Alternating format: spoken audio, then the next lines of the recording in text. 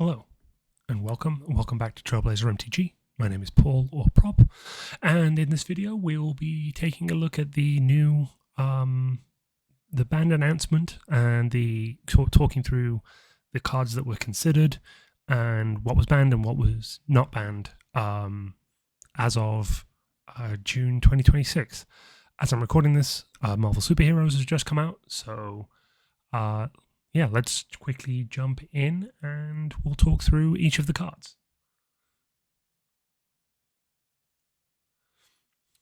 So, first up, a little bit of the process. So, in the Discord, we opened up the voting or the nomination process to everyone who was a member of the Discord. Being still a small community, we wanted to make sure that everyone kind of had the opportunity to suggest cards that they thought were problematic or that they thought should be considered in the ban conversation. We left that open for a week, and we got 7 cards nominated. And then during the subsequent week, we allowed, we currently have 20 voting members of the Discord, which are the 20 members that have participated in at least one of the asynchronous leagues and are members of the Discord. There's a couple of people who were in async leagues in the previous Wheeler Discord who have not joined our Discord. But of that group, we had 20 people who were eligible to vote. That group had a free and open discussion about each of the cards, either in vacuums or in a holistic sort of across the whole set of nominated cards. And then we held an anonymous vote where everyone had some time, 4 or 5 days, to decide and vote. We required a vote on every card. However, there was an option to abstain if you didn't feel the need to weigh in one way or the other. We had 17 of the 20 eligible voters cast a vote, and to go through the results. First up, we do have a card that was banned. I think based on the discussion, I think obviously it wasn't unanimous. Taking a look at the numbers, so Dig Through Time was the only card that was decided to be banned. Of the 17 votes, we had 10 people ban in favor of banning, 5 who said they did not want it to be banned, and then 2 people abstained and said that they didn't want to give an opinion. So what we did then was considered the 15 votes, and of that 15, 10 of 15, so 75%, that met the threshold for banning. We wanted to keep the ban threshold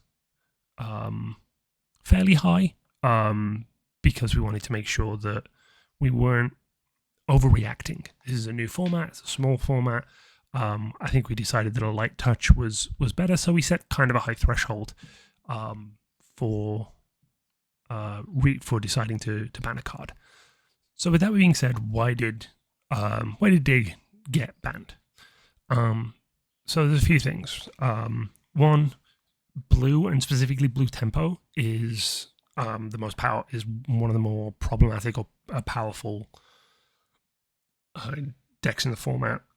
Blue has been on the winning record, and apart from one asynchronous league, has been in the final or won every asynchronous league.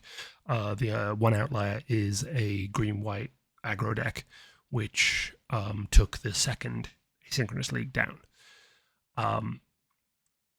Of those, the two of the most powerful cards to allow for a tempo deck that has maybe got into a bit of a stall or has been run out of early gas to rebuild are Dig Through Time and Treasure Cruise. Dig Through Time is more difficult to cast because of the 2 blue pips. However, looking at 7 cards and picking 2, while also being able to do it at instant speed, so you can still hold up counter magic, removal, flash threats, and then at the end of an opponent's turn, if you decide that their shield's down or you believe that you have an opportunity, you can add instant speed, play 2 blue mana, and essentially draw 7 cards. Looking at 7 and picking 2 at the time of the game when Dig Through Time is relevant is, chances are there's going to be some lands in there which at that point you probably don't want. Chances are there's going to be some low drop, lower impact cards that you probably don't want either. And just putting them in your hand isn't going to be valuable, so you get them off the top of your library. Great. But you get to pick the 2 most powerful cards of that 7. And then you untap, and there is definitely a feel bad on your opponent's side. You have fought to a standstill. Often you're ahead of the game, and you feel like you're about to turn the corner and push for the win. And your opponent with 2 blue mana up at the end of turn cast Dig Through Time, and at that point there's a good chance you might end up losing the game, regardless of the board state. So it is a turbocharge option for one of the most powerful components of decks in the format, right? A blue X, a tempo or control deck. And so it was decided to ban it. I'm going to go through the rest of the cards that were discussed and kind of where there was discussion, bring that to the fore, and where some of them the discussion was not particularly in depth, and we'll just touch on what the voting results were for those. So Dig Through Time's partner in crime, as it were, is Treasure Cruise. This did actually get close to being banned. It was not far below the threshold. It had 847 against, which was a 53% vote. And again, we decided, 1, with new format trying to take a light touch, and 2, if only 8 people out of 17 potential voters felt the need to ask for this to be banned, it probably didn't quite represent enough of a consensus to make that call. So Treasure Cruise, obviously 1 blue mana, much easier to cast than Dig Through Time, but it's at sorcery speed and draw 3 cards. Blind draw 3, as I think I said with Dig Through Time, is probably not as powerful as C7 pick 2. It's almost certainly not as powerful as C7 pick 2. And at sorcery speed, if you do not have 7 cards in your graveyard, if your graveyards have already been taxed through the various different means that there are in this format, you will often need to put more than just the single blue pip into it. And doing it on your own turn, there is a cost, especially if you're a little lower on mana. This also allows for more aggressive decks to play into this, because one of the cards that is very useful, especially in the more blue aggressive decks, is Prophet's Eidetic Memory, which puts counters on creatures based on the number of cards you've drawn, be it pre-combat. So this turns into a draw 3 and a permanent pump spell. It certainly could be an issue, and it certainly is probably still going to be on the radar for the future if the Dig Through Time ban doesn't bring the power level of blue tempo and blue control down sufficiently. But I think based on the discussions that we had, also on top of Dig Through Time being public enemy number 1, as it were, this kind of was able to slip through. The next card that was nominated but not banned was Field of the Dead. So with Field of the Dead, we got it was only 6 people in favor of banning, 10 against, and 1 abstained. This is obviously, for anyone who watched my previous Asynchronous League, where I was running the all-in Scapeshifty deck that did not perform to the level that Field of the Dead can. However, we are starting to see that some Green X control-y decks like Teamer Control are just running a regular old control shell, lots of disruption, powerful creatures, but then they also have this little package of Solve the Equation, Scape Shift, Field of the Dead, and they get to 7 mana, solve the equation, go find Scape Shift, cast Scape Shift, get 14 power on the board that can then just sit there and make more power for the rest of the game. I think we're in the early days of seeing people start to take advantage of this, and while it has the potential to make for less fun, less interactive matchups. Again, I don't think we've seen enough of it in this format to really start to get under people's skin and make them feel like this needs to be dealt with. That could change, and that could change fairly quickly if people start to go a little more all in on making this strategy happen in a more board control-y shell. So, yep, Field of the Dead, again, probably high on the watch list, but didn't reach the threshold to be banned this time around. The next card that was nominated was Oko, 3 Field Crowns. As you can see, Oko has been banned in a lot of formats. However, we're in a 100-card singleton format. Oko is 1 card in the 100. There's not a ton of ways to tutor Planeswalkers, and a lot of the best removal that people run in Trailblazer hits creatures or Planeswalkers or non-land permanents. So, while yes, Oko can hit the table and become a problem and be very difficult to deal with, there are plenty of removal spells running around that do deal with him. Obviously, trying to remove him through direct damage is a huge challenge. 6 loyalty or 5 loyalty with a blocker are both really tough to get through. But again, Erode, Get Lost, Bit of Triumph, Long Goodbye.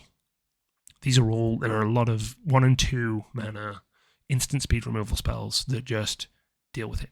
And one green blue, either create a food token or create a 3/3, is not scaring people too much. If you are light on removal or your opponent has ways to protect Oko, yeah, he can take over a game. But he's not in and of himself the problem that he can be in 4 of 60 card decks. Just to quickly give the stats, Oko had 3 people in favor of banning, 12 against, and 2 abstained. So that's a boy gets to continue showing his abs in Trailblazer for the foreseeable future. Moving on, we have Abhorrent Oculus, a 3 mana 5/5 flyer.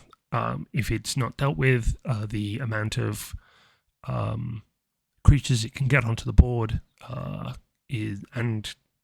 creatures and cards it can put in the graveyard over the course of a few turns, really powerful.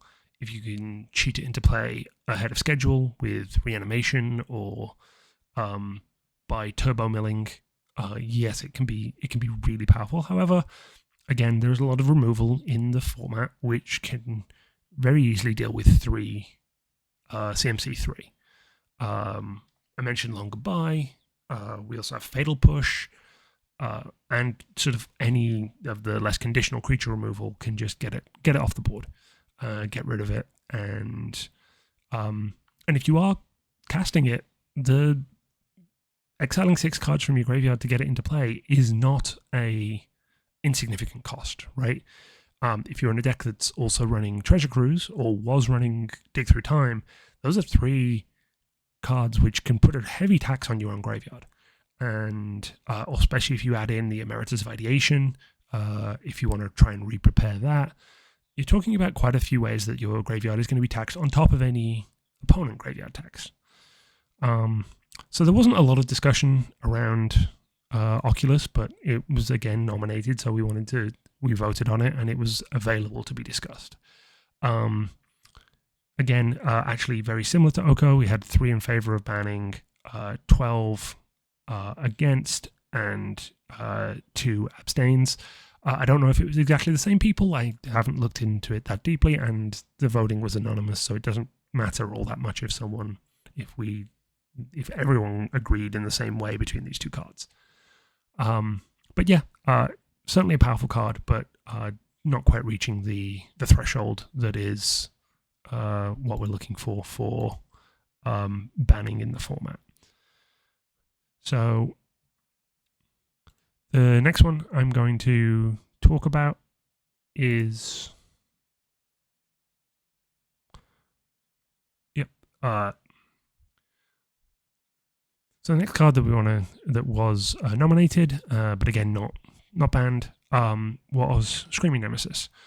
3/3 for 3 with haste, that if you can find a way to have it dealt damage, you can prevent your opponent gaining life.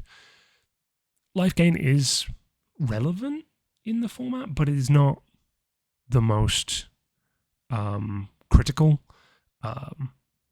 There are plenty of non-damage based ways to deal with Screaming Nemesis. The person who nominated it did not particularly provide any arguments in follow-up for why they believed it should be banned. But obviously, it is a difficult card. It can be a difficult card to deal with. It has plenty of reach. It has way if you were able to cast it, attack with it, and then hit it with a creature burn spell, like say Seer.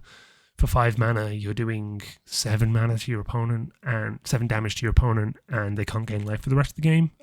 Yes, you're 2 for 1-ing yourself, but that could give you the reach to finish someone off, right? So definitely a factor, but again, I don't think this is quite reaching the level of problematic that needs to be handled in this format at this time. And the final one, and I've been going through these in order of most ban votes to least, which may be a little surprising as to what's coming up last. The final card that was nominated is Teferi Time Raveler. 3/3 can be a very problematic card. It stops your opponent from acting at instant speed, which means all your spells are uncounterable. You can, if you're ticking him up, you can Wrath at instant speed, you can Treasure Cruise at instant speed. Obviously the down tick, being able to bounce something, draw a card, even whether it's your own stuff or your opponent's, really powerful. The static ability is, I think, what really makes Teferi the scariest, the most oppressive. However, again, this format, not everyone, there's not the preponderance of instant speed interaction that we see in formats like Vintage or Canadian Highlander, where this card can be much more powerful because you can, having counter spells, right? You cast him, you pass the turn, an opponent tries to do something on their turn, you counter it. Being able to resolve your spells without worry about counter spells. Big deal. However, counter spells aren't that prevalent in this format because there aren't a lot of really good counters. As you may have seen when I was running the Azorius Flash deck, a lot of the counters are soft counters. They are taxes, pay 2, pay 3, pay X in the case of syncopate. There are some hard counters, and they do exist, but they are blue or more. They require a significant investment in your deck building, and this isn't a format where Force of Will, Force of Negation days are running around where those can really be something you're relying on, right? OG Counterspell, Mana Drain. These are all really powerful counterspells, but they don't exist in this format. The counter suite, the options that you have are significantly more limited, and so in that case, Teferi is not as kill on sight. Still something that you want to get rid of. Again, though, talking about Oko, talking about Oculus, there's a lot of removal that hits 3 mana planeswalkers fairly consistently, and just takes them off the board without having to attack. Obviously, in a lot of cases, Teferi is 3 mana, bounce something, draw a card, and then he dies. That's like fine, gains you a few life points, but that is not at the level of problematic that we're talking about in the Dig, Treasure Cruise, and Field of the Dead kind of conversation.